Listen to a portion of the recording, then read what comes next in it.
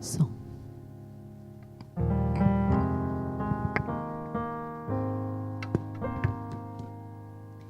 Irmãos queridos, a graça e a paz do Senhor Jesus.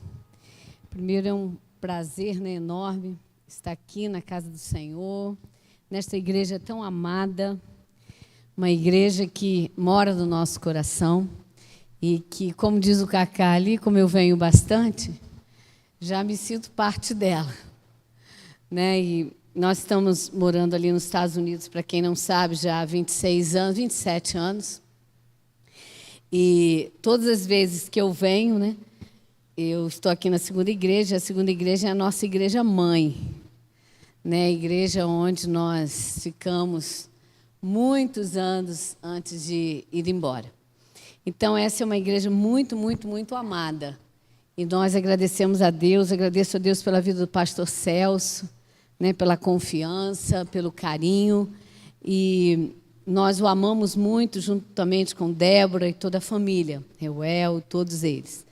E é, então, esse prazer. O Marcos pediu, meu esposo, que eu dissesse aqui, que alguns perguntaram ali, ele falou para vocês, né, o capítulo que ele disse é Gênesis 37, capítulo 37 ao capítulo 50. Né, isso que ele disse. Alguns entenderam outra diferente. Bom, eu queria hoje, é uma noite muito especial, porque falar sobre família é algo muito importante, uma grande responsabilidade. E o tema que Deus colocou no meu coração é família na direção certa. Nós estamos vivendo um tempo muito difícil, um tempo difícil para os casamentos, para as famílias, né? E nós sabemos que no mundo espiritual existe um complô contra a família, né? Para que haja um desmanche das famílias, para que os casamentos não deem certo, para que filhos possam sofrer e assim sucessivamente. Mas o nosso Deus é um Deus que ama a família. A família foi criada por Ele, Ele é que formou a família. E tudo que a Bíblia se refere ali é sempre voltado para a família, voltado para as bodas do Cordeiro, um dia quando nós encontraremos com Jesus e a festa que vai haver ali. E essa festa é realmente toda voltada nessa ideia do casamento da igreja com Jesus, é Ele o noivo. Então, mas nós vamos estar então falando nessa noite sobre essa família na direção certa. E eu vou aqui orar mais uma vez rapidamente. Eu quero te pedir, ó Deus, que em nome de Jesus, que o Teu Espírito Santo possa falar a cada um de nós, a começar em mim. Que o Senhor possa nos usar de uma forma sobrenatural, Pai. Nós pedimos, Senhor, fala a cada coração nesta noite. Toma aqueles que estão nos ouvindo pela internet, online. Usa-os, Pai, também. Toca nos corações, Senhor, e usa-nos, Pai. Eis-nos aqui, Senhor, em nome de Jesus. Amém, Pai. O texto que Deus colocou no meu coração é 1 Samuel 30. E vocês vão ficar com o texto aberto aí na palavra. E nós vamos falando sobre cada parte à medida que vamos seguindo. Não vou ler tudo de uma vez, tá? Nós vamos lendo aos poucos. E vamos falando um pouco sobre aquilo que realmente nós queremos transmitir. Primeiro, nós precisamos estar na direção de Deus para tomarmos decisões. Quando vocês têm alguma decisão a tomar, não existe nada mais lindo e mais maravilhoso quando essas decisões estão debaixo da vontade de Deus. E quando ela é dirigida pelo Espírito Santo de Deus. Quando isso acontece, você não vai se arrepender daquela decisão que você tomar, porque ela vai estar acertada por ser debaixo da direção de Deus. E nós vamos ver aqui esse texto, ele fala justamente sobre isso. E o primeiro ponto que eu quero falar aqui são notícias onde parece que a direção está errada. Às vezes, há momentos na vida que você fala assim, não, é isso que Deus quer de mim.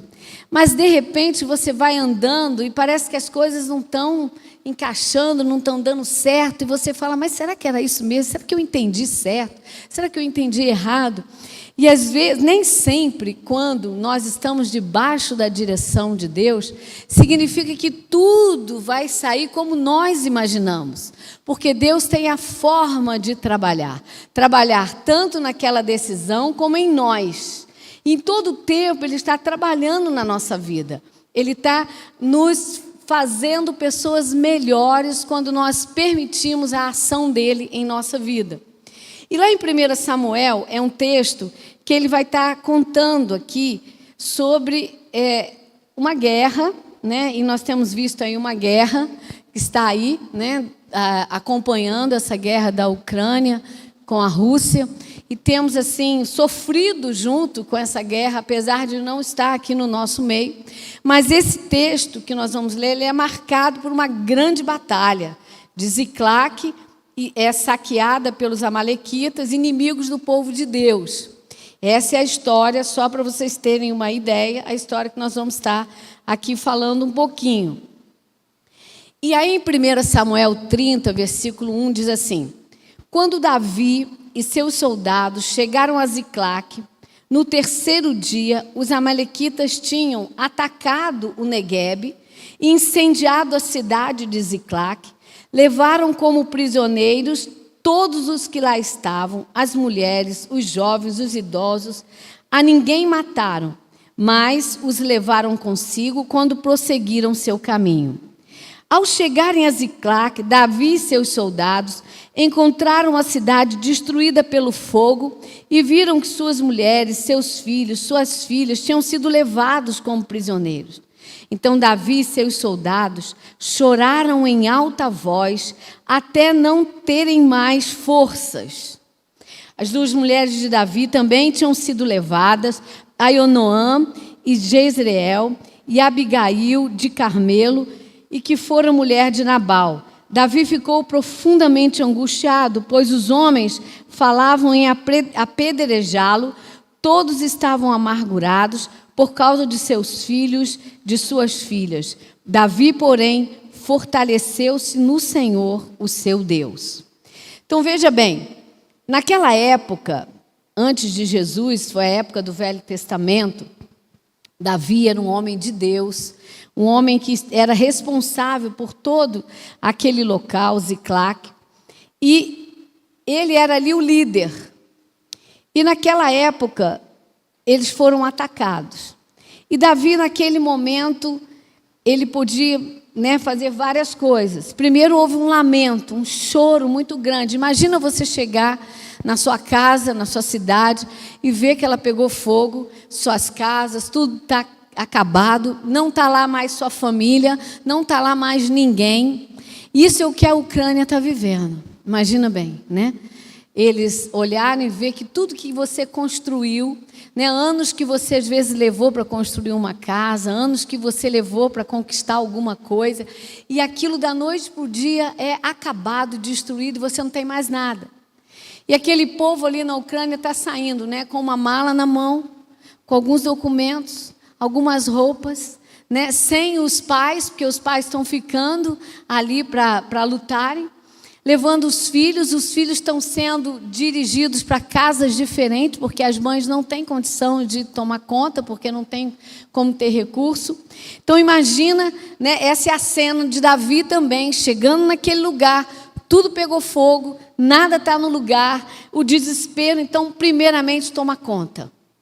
O desespero toma conta de qualquer um de nós, porque somos humanos. E quando vemos uma situação dessa, o que a gente faz? Primeira mão, chora, desespera, e assim vai. É o que aconteceu ali com Davi. Mas vamos pensar um pouco, agora no momento de Davi. Eles chegam então ali nesse acampamento, vê tudo isso. Davi profundamente angustiado, pois as notícias pareciam que a direção estava errada. De repente, Davi deve ter se perguntado, mas Senhor, o que aconteceu? O que eu fiz de errado? Como que isso aconteceu, eles invadirem aqui e levarem nossos filhos, levarem todo mundo? O que é isso? Os homens estão querendo me apedrejar, os homens estão dizendo que eu sou o culpado disso tudo. O que eu vou fazer? O pânico, com certeza, instaurou naquele lugar. Os homens começam a culpar Davi, né, começam a dizer que ele era o culpado. E nesse momento, Davi faz algo muito lindo. Ele vai buscar a direção de Deus. Davi lembra, espera aí, não adianta eu sair na minha força. Eu preciso de algo maior, porque eu não sei para onde eles foram, eu não sei o que aconteceu, eu não sei se estão mortos, eu não sei aonde eles estão. Eu preciso que algo sobrenatural aconteça. E aí, queridos, na direção certa, nós buscamos a orientação do Espírito Santo de Deus. Quando você anda na direção certa, você busca a direção do Espírito Santo de Deus. Eu vi uma história lá nos Estados Unidos de uma menina que trabalhava num local e sempre que ela se apresentava, ela falava assim, a gente perguntava, de onde você é? Ela dizia, eu sou da Pérsia, eu sou da Pérsia. Achamos estranho ela sempre dizer, eu sou da Pérsia, Pérsia. Aí um dia, conversando mais particular, mas como assim você é da Pérsia? Ela falou, não, eu sou do Irã. É que quando eu falo que eu sou do Irã, existe uma discriminação muito grande, então eu tento dizer que eu sou da Pérsia, porque fica amplo. E aí então ela começou a contar a história dela. Então, mas qual é a sua história?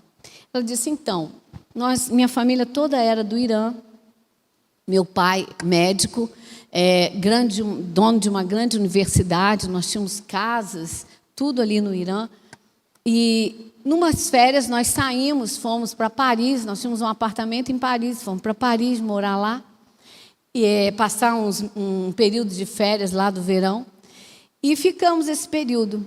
Quando nós retornamos para o Irã, o governo tinha tomado toda a nossa universidade, a nossa casa, meus avós estavam presos, enfim, minha família toda arrebentada quando nós voltamos, e nós tivemos que retornar imediatamente, não podíamos nem voltar para Paris, fomos para Dubai. E eu, meu pai, minha mãe e meu irmão, ela disse.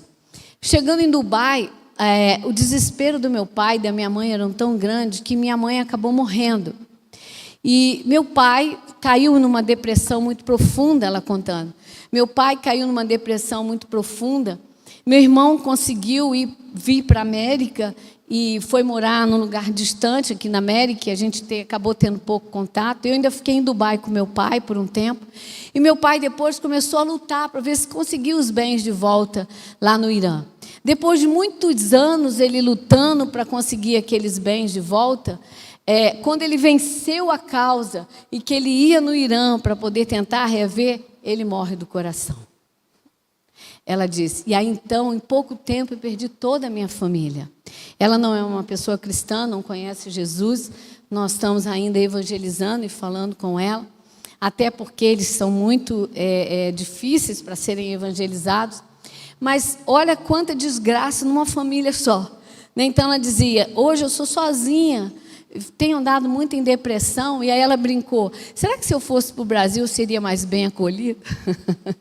Ela disse. Então, são histórias que a gente vai vendo com relação à guerra, à tomada, a países que vivem nessa tristeza profunda e que as famílias são destroçadas. E às vezes você tem uma família tão linda, tem seu marido, tem sua esposa, tem seus filhos, e você não valoriza.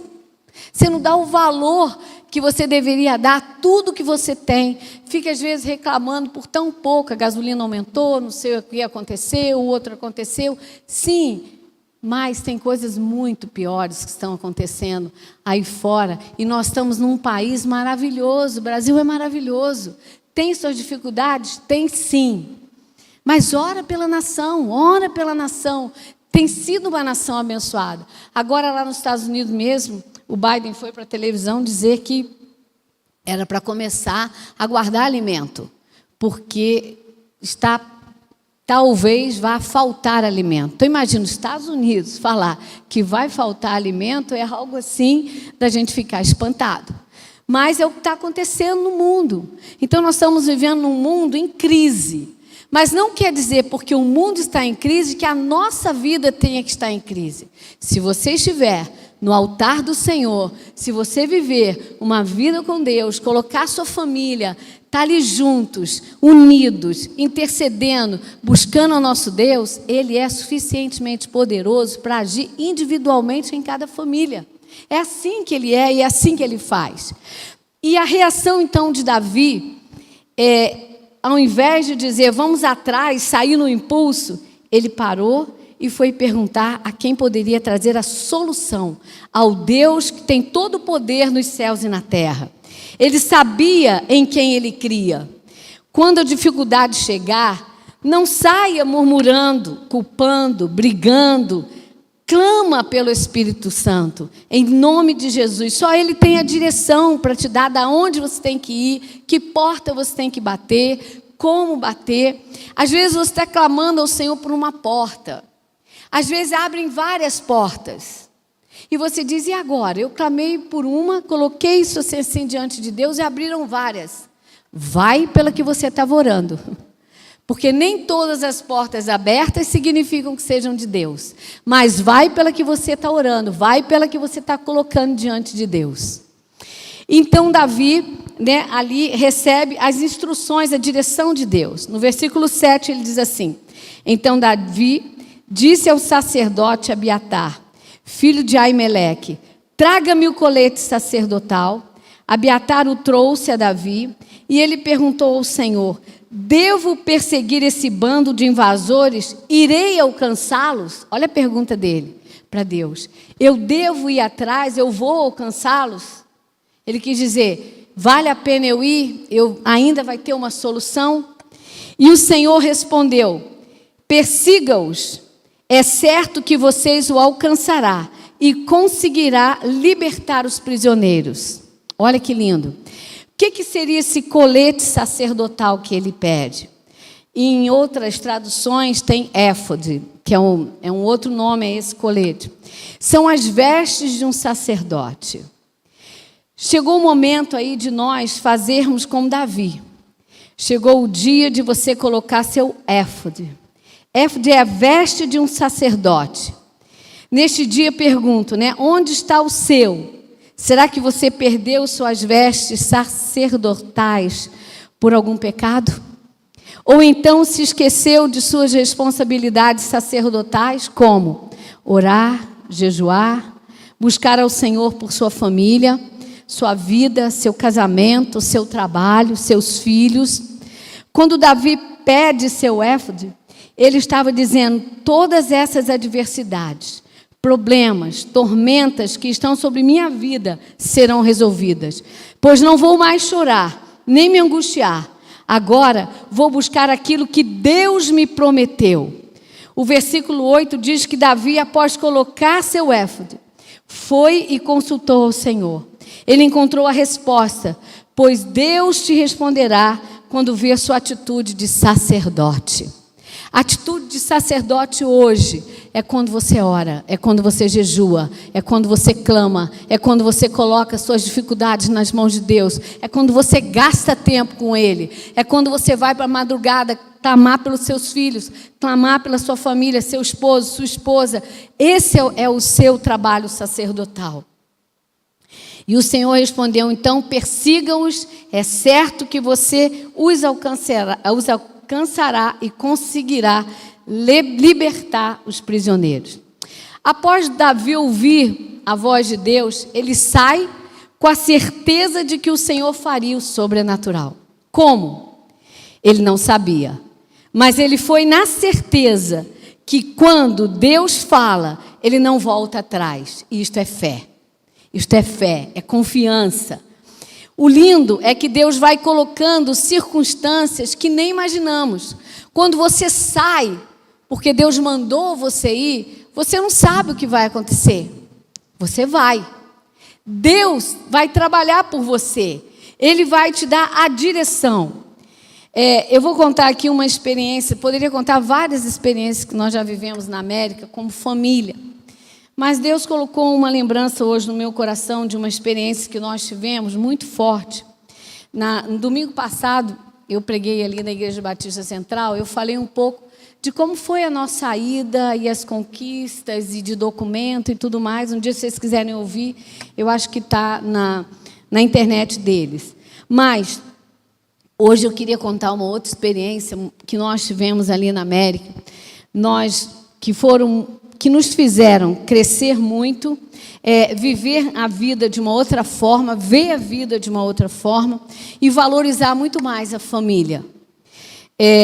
Nós morávamos no sul da Flórida. O sul da Flórida é onde nós estamos ainda hoje. É na área ali de Miami, Fort Lauderdale, Coral Springs. São várias cidadezinhas, uma perto da outra.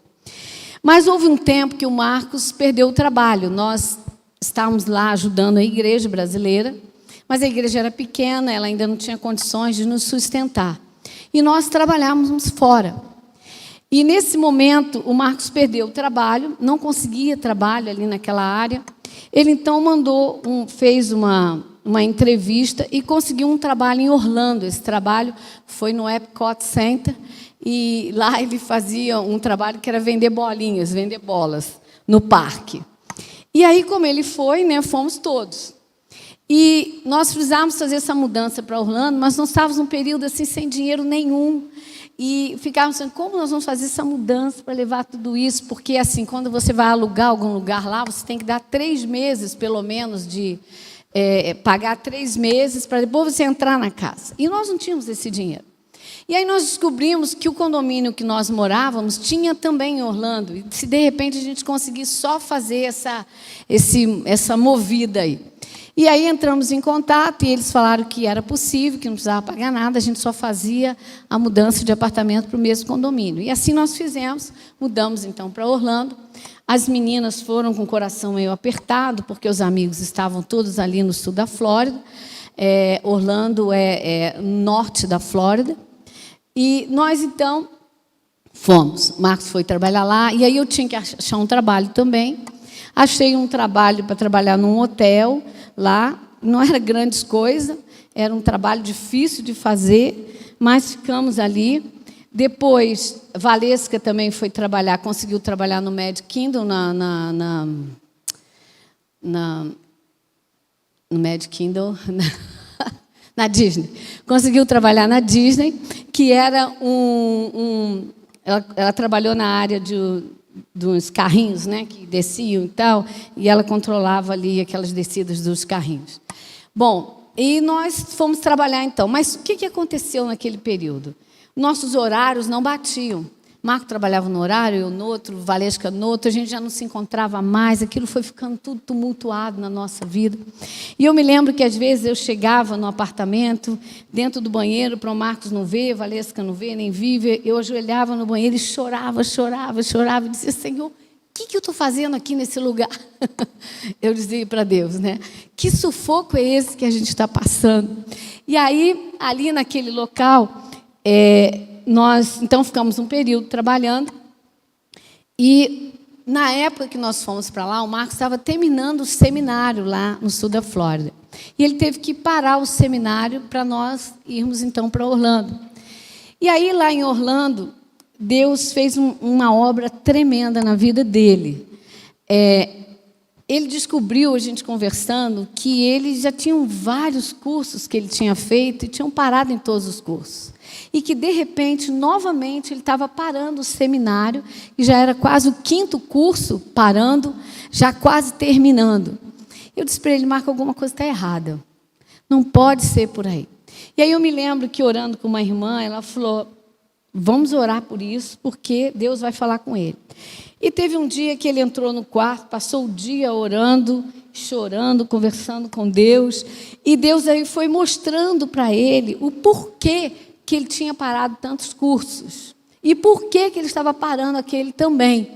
E Deus mostrou para ele que a razão por que ele estava parando era porque ainda no primeiro curso, quando ele chegou para falar para o pai dele que ele não ia ficar no local onde ele estava, um amigo do pai chegou e disse, você é um covarde, você nunca vai terminar curso nenhum, você nunca vai chegar ao final de nenhum curso. E o que aconteceu? Ele, sem saber, engoliu isso como verdade. E ele mesmo, sem perceber, ia parando, cada vez que ele estava quase chegando no final. E naquele dia ele passou o dia todo ali orando, e o Espírito Santo foi clareando, foi trazendo, o Espírito Santo foi trazendo isso tudo para ele, e mostrando aonde estava o problema, aonde estavam os acontecimentos. E ali, então, foi uma cura tremenda. Ele ligou, pediu perdão para algumas pessoas, enfim, refez. E aí, o que aconteceu? Logo após isso, veja como que Deus trabalha na vida da gente. Ele recebeu um telefonema do pastor da igreja do sul da Flórida, dizendo: Marcos, preciso de vocês aqui de volta. Não, estou procurando um trabalho para vocês aqui, para vocês voltarem. Isso nós estamos lá em Orlando. E aí, então, mano, como assim trabalho? Não, o Alex vai te ligar. É um grande amigo nosso hoje, grande amigo nosso, que já nos ajudou muito. E ele disse: o Alex vai te ligar, porque a gente tem uma vaga aqui no banco. É um banco, que era a Uno, o nome, que era um local que fazia transferência de remessas de dinheiro, né, para o mundo inteiro. Então, ele disse: ele vai te ligar para esse trabalho. E ele, então, ligou para o Marcos logo após e falou: Marcos, você pode vir amanhã, né? Você pode vir amanhã para começar a trabalhar aqui no banco e no sul da Flórida. O Marcos falou: bom, poder, a gente dá um jeito, vamos. As meninas ficaram numa felicidade tremenda, porque não estava gostando de lá. Arrumou a transferência rapidamente e tal, foram os 3 embora. E fiquei eu sozinha naquele lugar. Aí, né? Bom, fiquei lá para resolver tudo, mudança, trabalho que eu tinha que deixar, enfim. No meio disso, aconteceu uma história muito interessante, um pouco antes deles virem. Eu saí desse hotel, porque a gente não se encontrava, falei: não é isso que Deus me trouxe para fazer, vou sair, Deus vai me mostrar algum trabalho. E aí, então, apareceu a casa, para mim, uma casa para eu trabalhar, que era uma casa de um jogador de basquete da NBA. E essa casa era um casarão, num condomínio maravilhoso, lindo, tinha deck atrás da casa, barco que andava, era um negócio de louco a casa. E fui trabalhar naquela casa, de faxineira naquela casa. E lá fui eu trabalhando naquela casa e tal. Um dia, o jogador falou para mim assim: eu queria muito que você desse uma organizada numa casa que eu tenho longe daqui. Você poderia fazer isso? Eu falei: posso. Ele falou: então você me segue, eu vou te levar até lá. Segui ele, um dia lá, fui até aquele lugar. Quando cheguei naquele lugar, era uma terra e uma casa muito, muito simples, bem pobre, mas bem pobre mesmo. Tinha um canil no fundo. Eu entrei naquela casa pensando: gente, mas o que é isso? Um homem tem um casarão daquele e, de repente, um lugar desse, uma casa estranha. Entrei naquela casa e ele falou assim: então, eu só quero, você não precisa fazer nada, só dá uma organizada de vez em quando, vem aqui, só organiza. Mas tem uma coisa, tem um quarto aqui, esse você nunca vai entrar nele. Esse vai estar sempre fechado.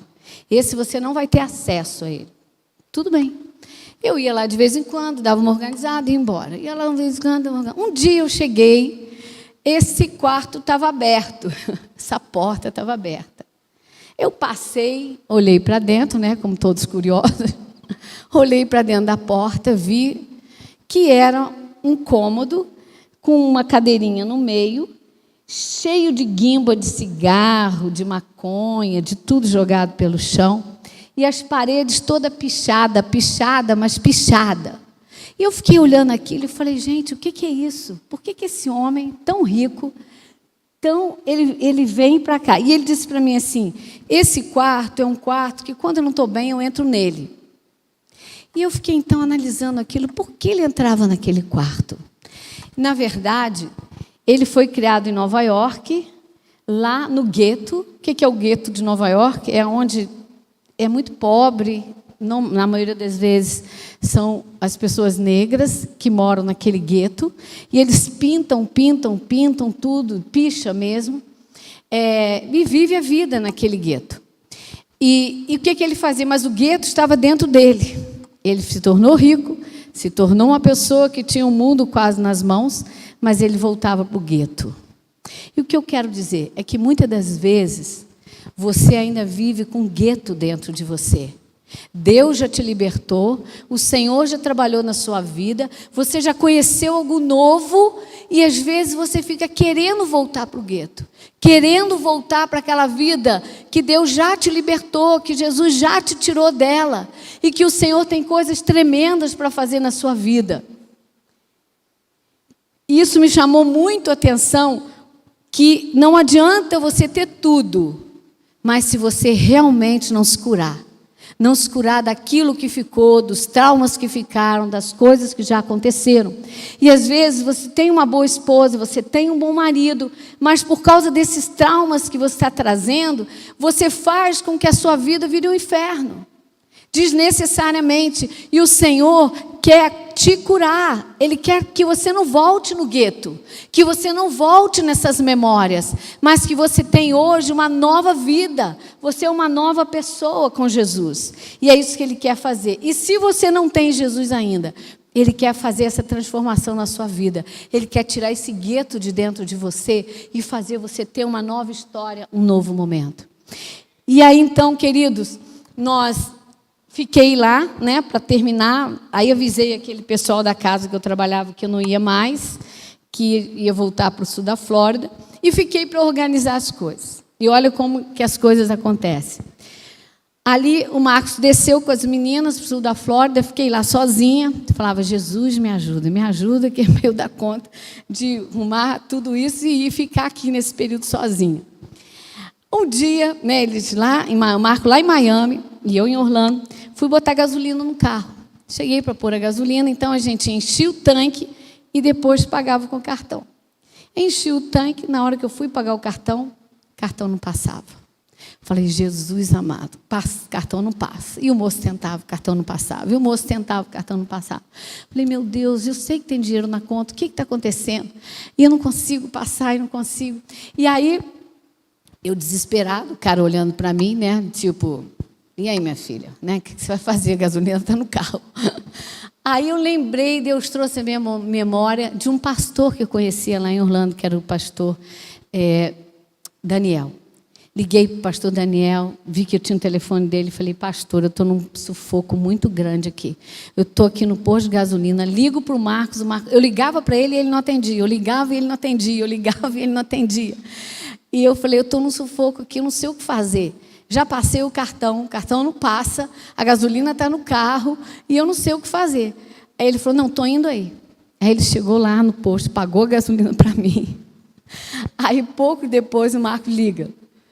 E eu disse, Marcos, o cartão, pelo amor de Jesus, passei o cartão aqui, o cartão nada. O que aconteceu? Como a nossa conta era conjunta, ele usou em Miami, eles acharam que era fraude, fecharam o cartão imediatamente e fiquei naquele sufoco tremendo lá. Mas o que eu quero dizer é que Deus, quando a gente se encontra em umas situações assim, e naquele momento a única coisa que eu fiz foi como Davi, Senhor, me socorre, me ajuda, o que eu faço? E aí Deus me deu aquela luz, pastor Daniel, liga para ele. Foi o que eu fiz. Então, o que eu quero dizer para você? Quando você está passando por um momento, não desespera, mas clama, vai ao Senhor. Ele te traz imediatamente algo para que você possa encontrar uma saída, encontrar uma solução. E aí, então, voltamos todos para a Flórida. O Marcos terminou o seminário, foi consagrado pastor. Eu também acabei fazendo seminário, depois fiz psicologia, depois fiz aconselhamento, fui fazendo curso até dizer chega, saí daquele tipo de trabalho. E aí nós começamos a trabalhar de tempo integral depois, logo após, na igreja. Quando nós chegamos lá na Flórida, o pastor da igreja disse, por favor, vem ajudar. Virou um caos isso aqui. E aí nós começamos a trabalhar para refazer aquilo tudo ali e retomar tudo. Então, queridos, o que eu quero dizer com esse testemunho é que isso fez com que a nossa família fosse muito mais fortalecida. Nós começamos a dar muito mais valor quando a gente está junto, quando a gente ora, quando a gente busca e vê Deus mover e fazer algo sobrenatural. E o outro é receber a direção, é seguir sem saber como será. Todas as vezes fomos para Orlando, não sabíamos como seria. Fomos para a América, não sabíamos como seria. E Deus foi fazendo as coisas acontecerem. Davi saiu aqui sem saber como seria. ele recebeu e saiu em campo sem saber o que iria acontecer lá na frente. E aí no versículo 9, olha que interessante, diz assim: Davi e os 600 homens que estavam com ele foram ao ribeiro de Besor, onde ficaram alguns, pois 200 deles estavam exaustos demais para atravessar o ribeiro. Todavia, Davi e 400 homens continuaram a perseguição. Encontraram um egípcio no campo e o trouxeram a Davi. Deram-lhe água e comida, um pedaço de bolo de figos prensados e 2 bolos de uvas passas. Ele comeu, recobrou as forças, pois tinha ficado 3 dias e 3 noites sem comer e sem beber. Davi lhe perguntou: a quem você pertence e de onde vem? Ele respondeu: sou um jovem egípcio, servo de um amalequita. Meu senhor me abandonou quando fiquei doente há 3 dias. Nós atacamos o Neguebe dos Queretitas, o território que pertence a Judá, e o Neguebe de Calebe, e incendiamos a cidade de Ziclaque. Davi lhe perguntou: você pode levar-me até esse bando de invasores? Ele respondeu: jura diante de Deus que não me matarás, nem me entregarás nas mãos do meu senhor, e te levarei até eles. E aí, olha que lindo, queridos, olha a providência de Deus. Esse homem tinha feito parte de toda aquela destruição daquele local, lá de Ziclaque. Ele tinha feito parte de tudo aquilo. E Davi encontra ele. Você acha que isso foi por acaso? Não, providência de Deus. Deus providencia tudo. Deus deixou aquele egípcio lá. Ele foi abandonado pelo senhor dele. Ou seja, ele ficou doente. Vê como que eles valorizavam as pessoas. Ficou doente, não me serve mais. Então fique por aí. Morra. É mais ou menos assim. E Davi encontra esse homem e diz para ele: olha, me fala. E ele então conta tudo do que aconteceu.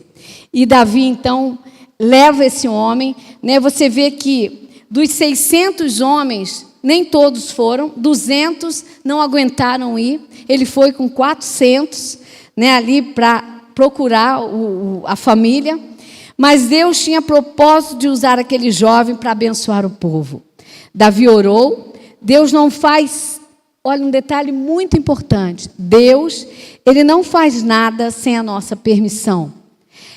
A oração é o homem dando permissão a Deus para interferir nas coisas da terra. Olha bem isso que eu vou falar de novo para vocês, grava isso, que é muito importante. A oração é o homem dando permissão a Deus para interferir nas coisas da terra. Deus deu para você livre-arbítrio. Se você não colocar, se você não pedir, se você não clamar, Ele não vai fazer, porque Ele não vai interferir. A oração traz o poder de Deus sobre a terra. E é isso, por isso que é importante orar, por isso que é importante colocar diante de Deus. Deus tem o poder e nós temos a licença. Deus tem todo o poder. Mas nós temos que dar licença para Ele fazer em nossa vida, na nossa família, na nossa casa, nos nossos filhos, para que Ele possa mover. Sob a direção de Deus, a honra e vitória. Olha o versículo 16. Quando ele levou Davi até lá, os amalequitas estavam espalhados pela região, comendo, bebendo, festejando os muitos bens que haviam tomado da terra dos filisteus e de Judá, que era a terra de Davi.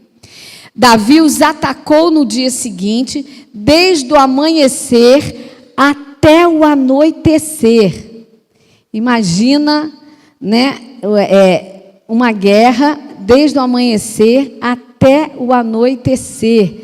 Ele ficou ali guerreando para que as coisas pudessem acontecer.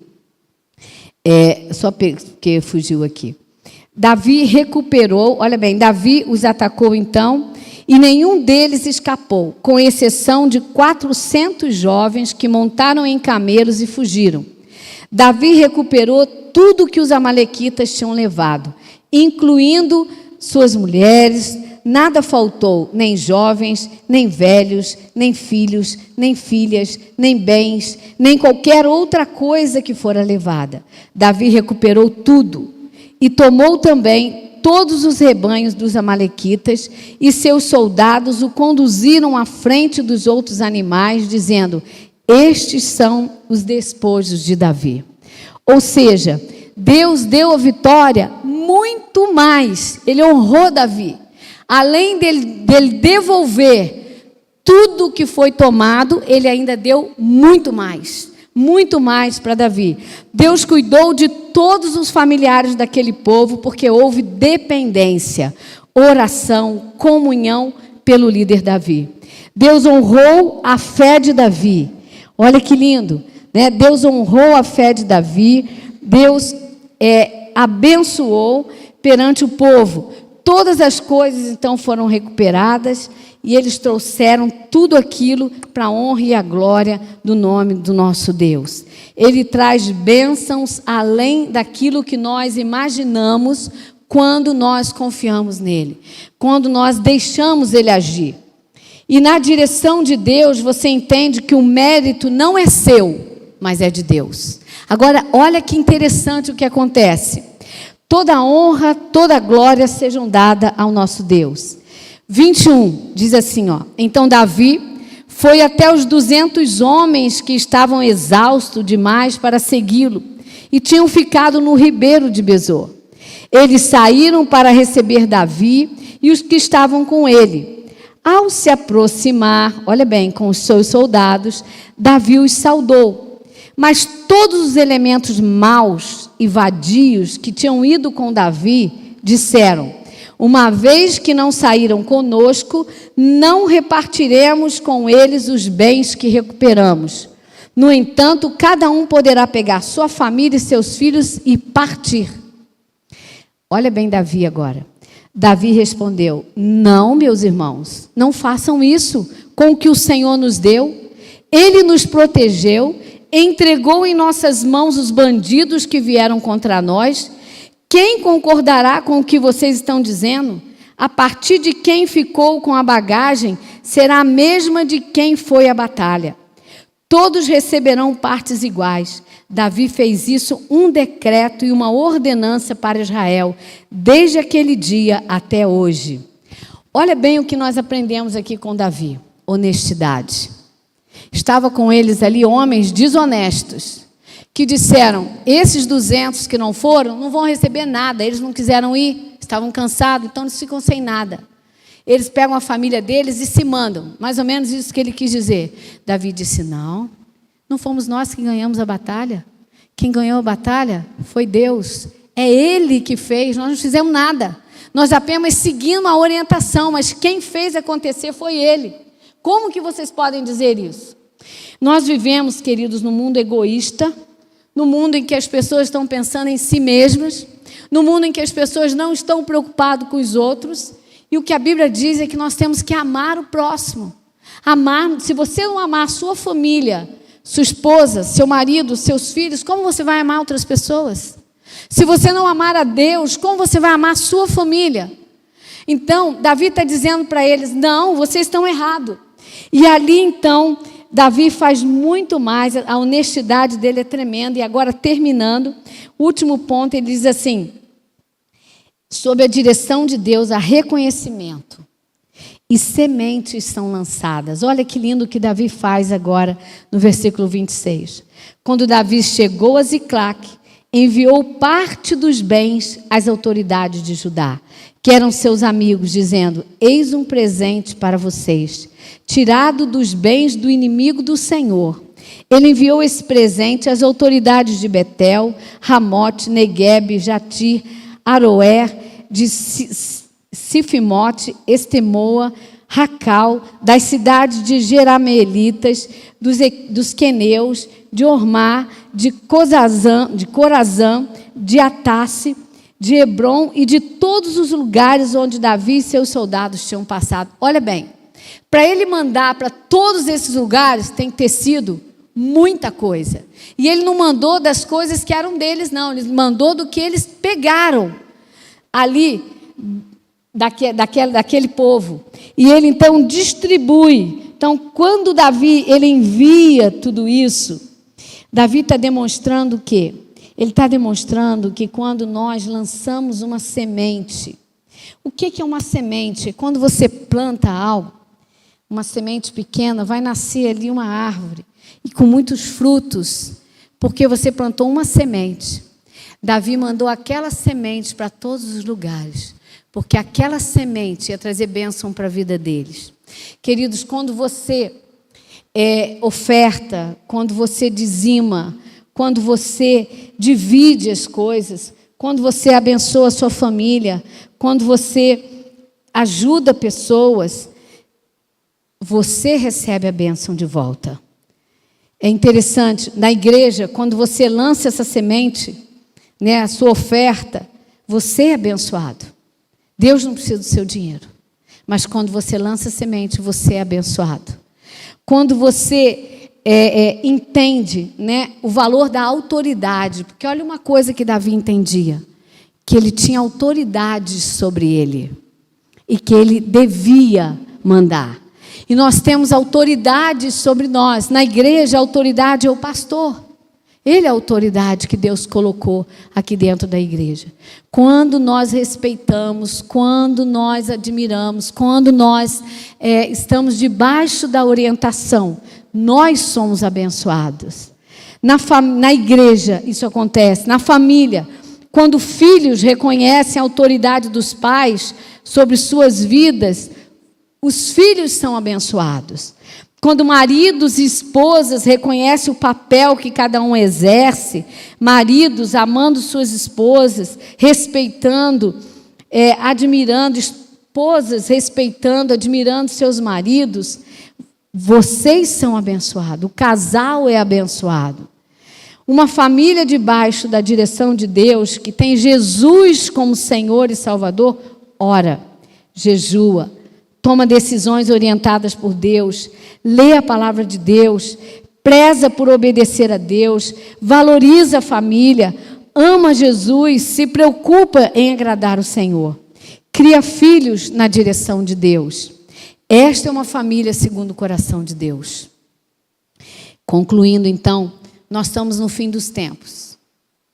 Nós estamos vivendo um tempo da volta de Jesus. E nós precisamos mais do que nunca estarmos firmes com o Senhor.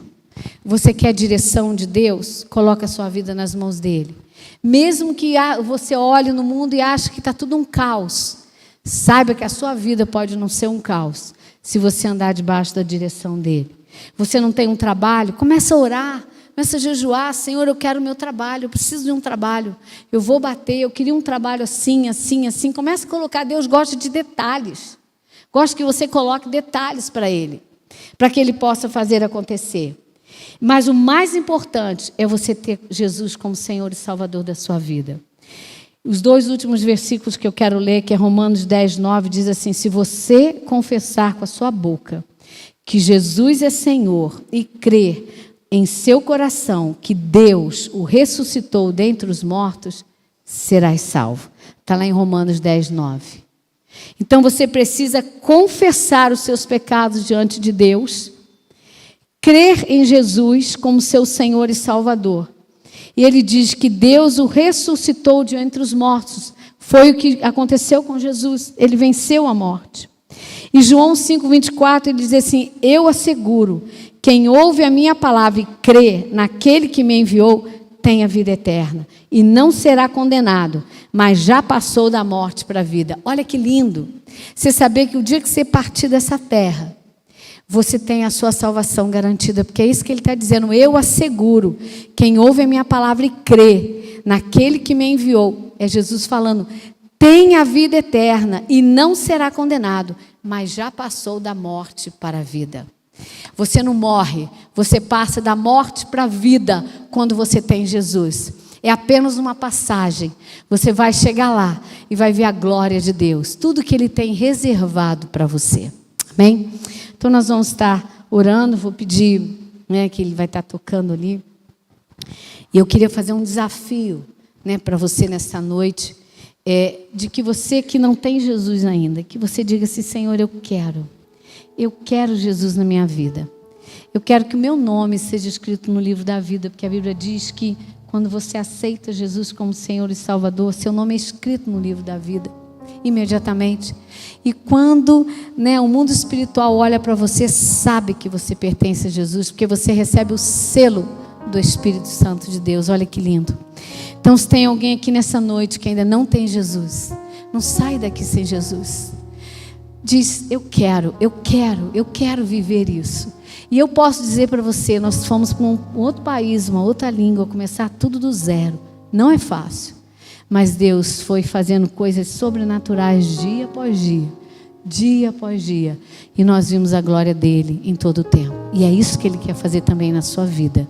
Nesse lugar onde você está, Barra do Piraí.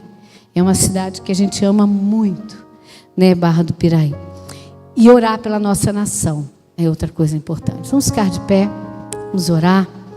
E você que já tem Jesus, se você tem vivido uma vida fria, sem graça com Deus, está na hora de acordar. Está na hora de acordar. Está na hora de você procurar a vida. É maravilhoso andar com Jesus. É lindo andar com Jesus. É algo sobrenatural. Então acorda. É essa palavra que eu queria dizer para você. Eu vou fazer um desafio ainda maior. Se você nessa noite quer que o Senhor faça algo sobrenatural na sua vida, você vai sair do seu lugar, você vai vir aqui, a gente vai orar. Vou pedir o pastor Marcos para vir aqui também. Nós vamos estar orando por você, nós vamos estar clamando ao Senhor pela sua vida. Se você ainda não tem Jesus, sai do seu lugar e diz: Jesus, eu quero. Escreve meu nome no livro da vida. Eu quero que o Senhor esteja, vou dar espaço de fé hoje aqui. Eu quero algo sobrenatural do Senhor na minha vida. Eu quero viver algo novo. Eu quero viver, mesmo em meio ao caos. Eu sei que o Senhor pode fazer algo tremendo e sobrenatural. Nós vamos estar orando nesse momento e clamando ao Senhor para que algo tremendo possa acontecer na sua vida, para que algo sobrenatural possa vir sobre você. E eu sei que eu creio nesse Deus que é lindo, que é maravilhoso e que muitas vezes nos tirou de momentos dificílimos e Ele trazia algo novo e Ele começava a descortinar algo novo. E é isso que nós vamos orar nessa noite. Eu pedi pastor Marcos, vem aqui, a gente vai estar orando também. Nós vamos estar colocando nossas vidas nas mãos do Senhor, pedindo que Deus faça algo muito sobrenatural. Meu Deus, eu creio, meu Deus. Paizinho querido, nesse momento, Deus, eu quero te clamar, Pai, por cada um que está aqui, meu Deus. Pai, em nome de Jesus, Senhor, cobre, meu Pai, com teu sangue. Paizinho, o Senhor sabe o que cada um precisa e necessita, Pai. O Senhor sabe, Deus, que eles estão esperando algo sobrenatural do Senhor, Pai. Eles estão esperando, Deus, um mover do Senhor. Eles estão esperando, Pai, que algo tremendo aconteça, Pai, na vida de cada um deles, Pai. Pai, se for enfermidade, Senhor, vai repreendendo em nome de Jesus. O sangue de Jesus tem poder. Entra com a tua cura, Pai. Nós clamamos em nome de Jesus.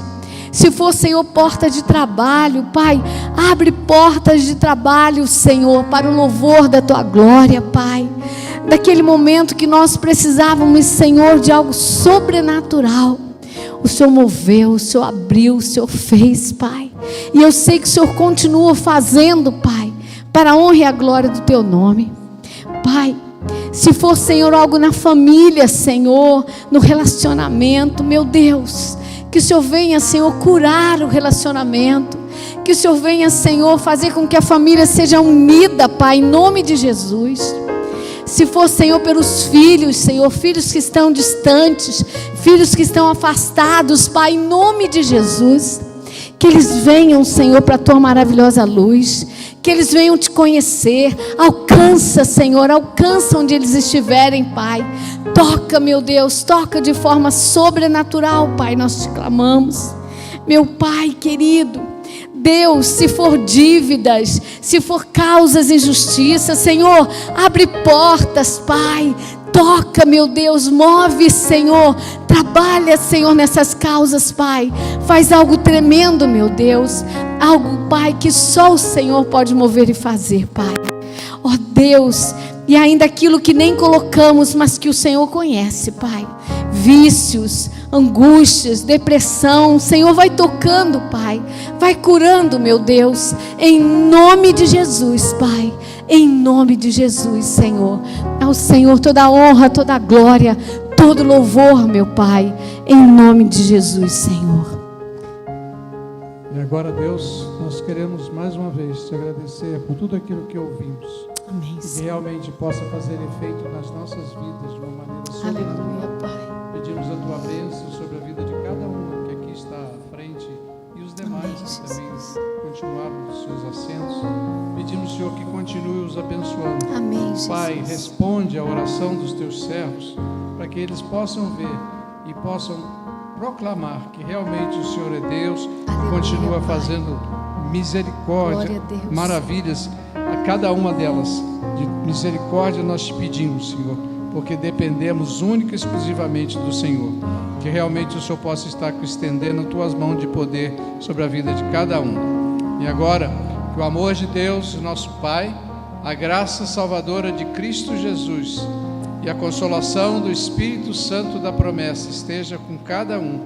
Amém e amém. Deus os abençoe. Deus abençoe, queridos. Podem sentar. Deus abençoe. Que Deus possa estar trabalhando a cada um, em cada área, em cada dificuldade, eu creio. Amém.